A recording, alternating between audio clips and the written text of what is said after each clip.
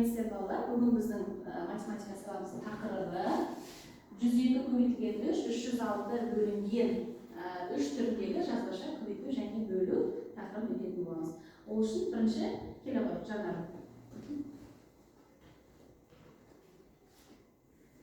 Ұйымдастырып Biz bıktımız var. Ya. Biz kıştımız var. Ya. Biz bakıttımız var. Ya. Allah. Allah. Allah. Allah. Жақсы балалар, иә. Балалар, біз 3 таңбалы санды 1 таңбалы санға көбейту және 3 таңбалы санды 1 таңбалы санға бөлуді өтіп жатырмыз, иә. Осы орайда балалар өткен білімімізді еске түсіру мақсатында біз қазір көбейту ойынын ойнап жіберейік, иә. Қай кірі түседі, сол кіріндегі есепті тез айтып жіберетін боламыз, иә.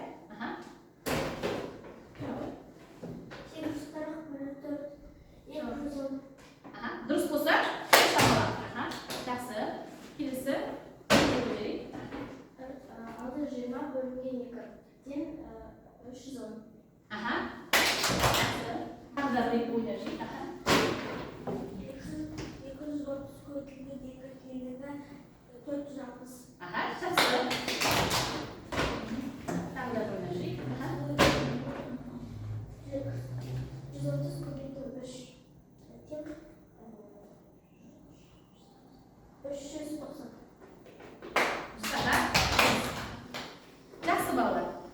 Жақсы.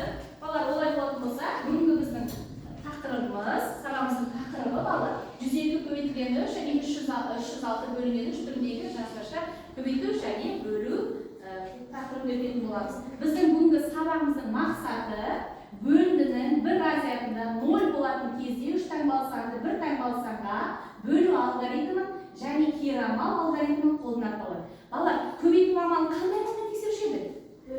Бөлу амалы. Ал бөлу амалы? Көбейту амалы. Міне балалар болса, көбейту мен бөлу екеуі бір-біріне қандай амалдар екен? Кері амал. Санын 3-ке көбейтуді қараңыздар, түсіндіріп өтейін. Иә, балалар, 3 таңбалы санды 1 таңбалы санға көбейткен кезде біз бірліктің астына жазамыз. Өйткені ол 1 таңбалы санмен көбейтіледі. Бірлік пен бірлікті көбейтіп, бірліктің астына жазамын. 3 пен 2-нің көбейтіндісі менде қанша болады балалар? 6. 3 пен 0-ды көбейтіп, 0. 0 бізді 10-дық, сондықтан да 3 пен 0-ды көбейткенде 10-дықтың астына 0 жазатын болады. Енді 3-ті 100-дікпен көбейтетін боламын. 3 пен 1-дің көбейтіндісі бізде 3. Оны 100-діктің астына жазамын. Сонда бізде балалар 102 санын 3 санына көбейткен кезде көбейту саны қанша шықты? 306. Енді балалар, біз жаңа айттық қой, көбейту мен бөлу бір-біріне қандай амал дедік? Кері амал. Енді біз дұрыс көбейткенімізді бөлу арқылы тексерейік. Ол үшін көбейтудің мәні 306-ны көбейткіш 3-ке не істейміз балалар? Бөлеміз. Сонда біздің бірінші көбейткен көбейткішіміз дұрыс екенін табамыз, иә? Енді қараңыздар балалар. Бірінші 3-тен бастап қайрамыз, 100-ден бастап бөлеміз, иә? 3-тің ішінде 3 неше бар екенімізде? 1 мен 3-тің көбейтіндісі 3, иә? Азайтамыз 0. Енді балалар, мына жердегі 0-ды біз санға бөлмей, бірден қайда түсіреміз? Мәніне түсіріп қоямыз, иә? Келесі, біз 10-дықты мына жаққа түсіріп қойдық. Өйткені оның 10-дығы нешеге тең болды балалар? 0-ге тең болады. Келесі сан бізде түсіретін сан қанша? 6, ол бізде бірлік, иә? 3 пен қандай санның көбейтіндісі 6-ны құрайды? 2. 3 пен 2-ні көбейткен кезде бізде 6 шығады. Азайтамыз 0. Енді қараңыздар балалар. 306 бөлінгішті 3 бөлгішпен бөлген кезде бөлінінің мәні қанша шықты? 102. Яғни бізді көбейткеніміз дұрыс па екен? Жақсы. Олай болса балалар, қазір біз сіздермен көбейту бөлуге қатысты мынандай ойын ойнайтын боламыз.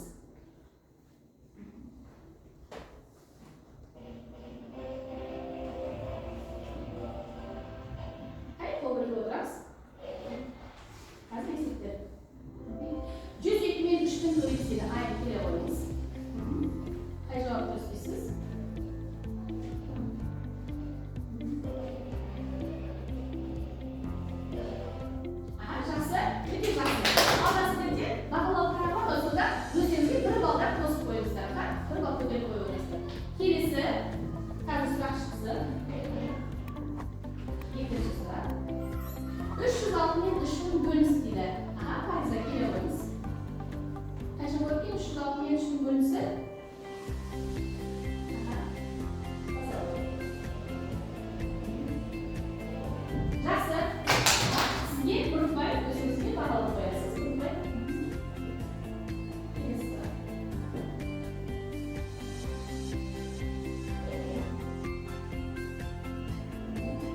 Kelesi 472'nin bölçeli. Gel o kere olabilir. Vahka tezimiz kayısı.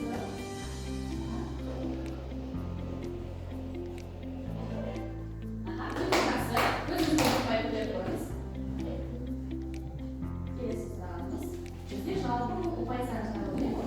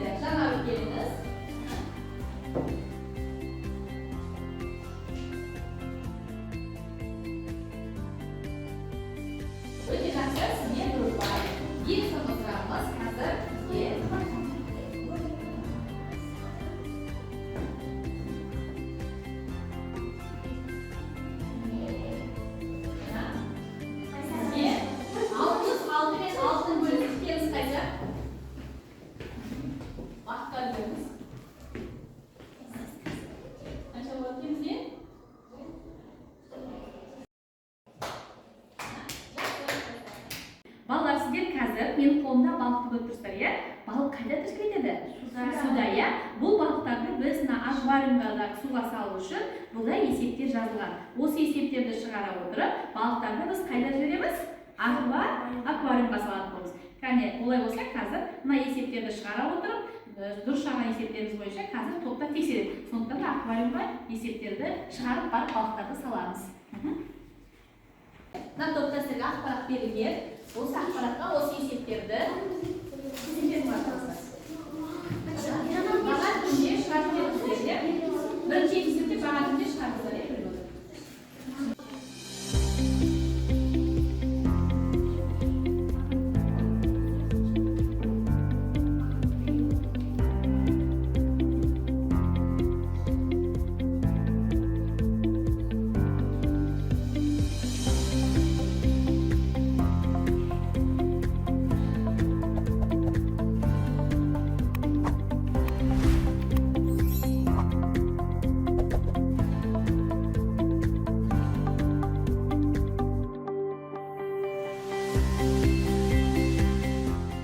Жақсы балалар, есеп шығарып болсаңыздар, сіздерді қазір сағат тіл бойынша бір-біріміздің есептерімізді есеп қыламыз, тексеретін боламыз, иә?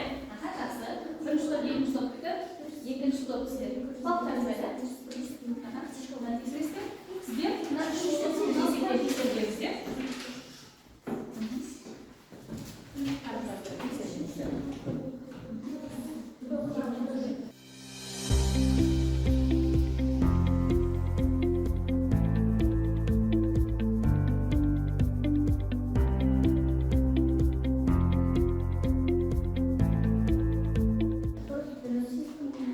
Маған бірде дұрыс жазылған барлығынан мұқият қараймыз.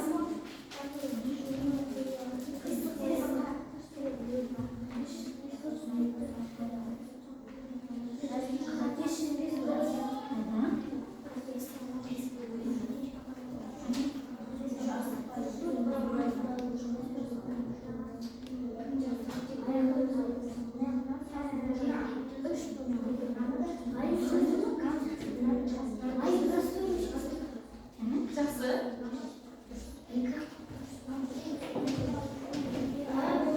Балалар, егер есептердің барлығы дұрыс болса, әр топтың есебін 5 баллық жүйемен бағалайтын боламыз. Аха, жақсы. Барлығы дұрыс болмас сіздерде? Аха. Иә. Үшінші топтың есептерінің барлығы дұрыс келді балалар. Ал? Қазір сіздер айтасыздар, иә? Сіздер болсыздар ма үшінші топты тексеріп? Дұрыс емес болса, қатесін түзетіп қоясыздар ондай қазір, айтасыздар қазір.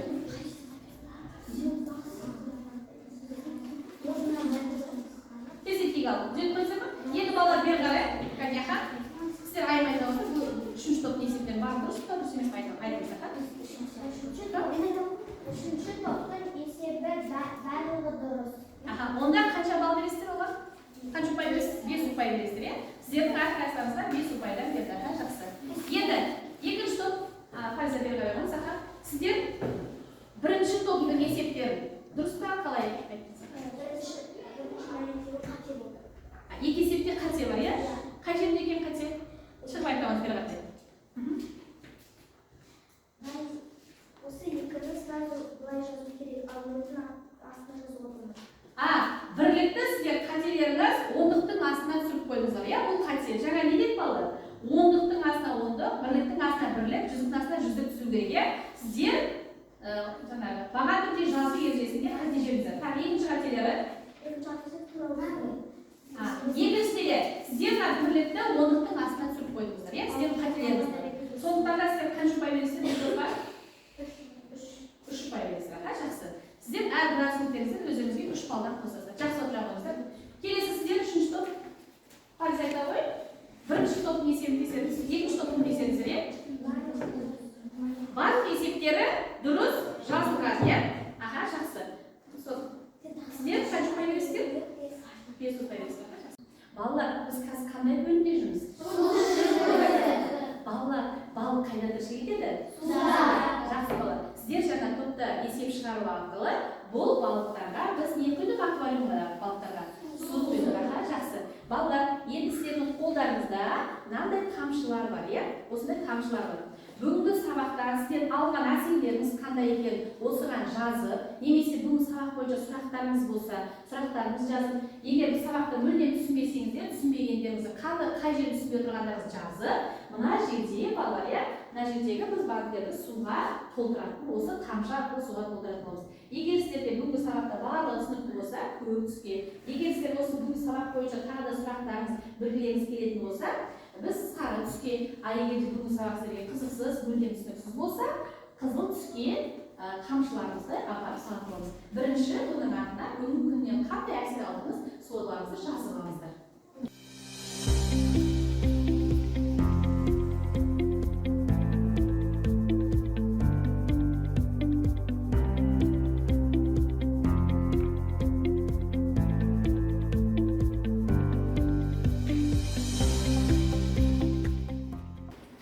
Біздің қай құтыдағы тамшымыз көбейді екен?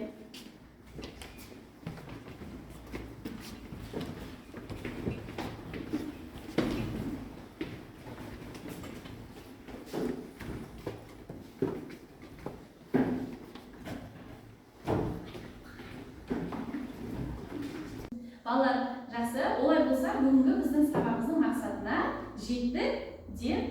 Ойлаймын, сіздер қалай болса жеттік па сабақ мақсатына? Иә. Жақсы, рахмет сіздерге. Үйге сіздерге оқу тапсырмасы, оқу тапсырмасы, оқулықтарыңыздағы 10-ші беттегі 6-ші есеп.